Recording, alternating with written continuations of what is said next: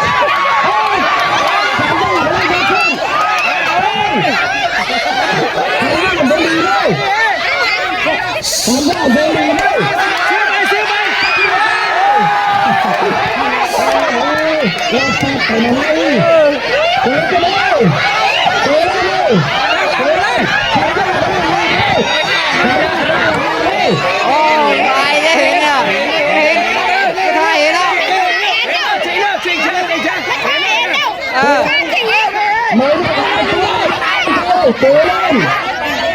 ตั้งหลังเดี๋ยวหัวเห็นไม่ได้เออ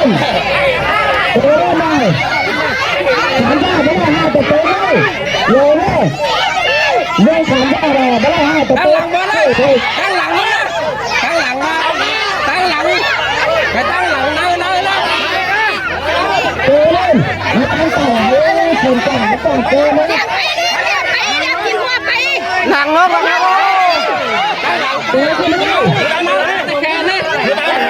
สมาร์ทแกนปะ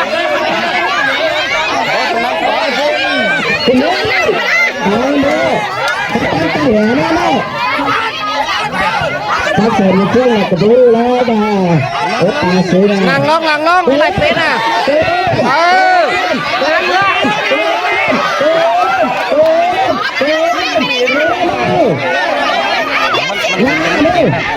เจ้าทำได้ไม่ได้ฮะตุ๊กว้าวหนัง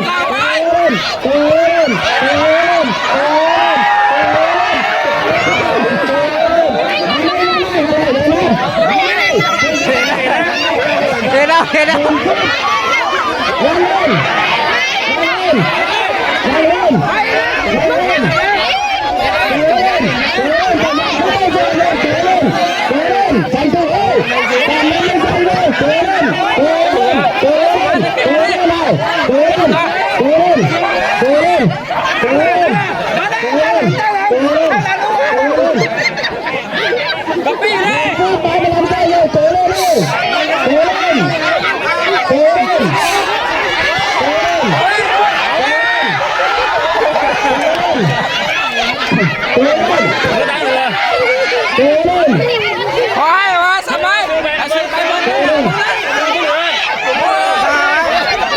จ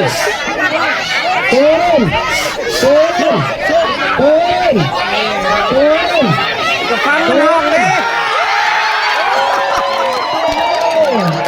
1-0ทำประตูก่อนหน้าบ้านตัวเชฟวีดิสวยเลย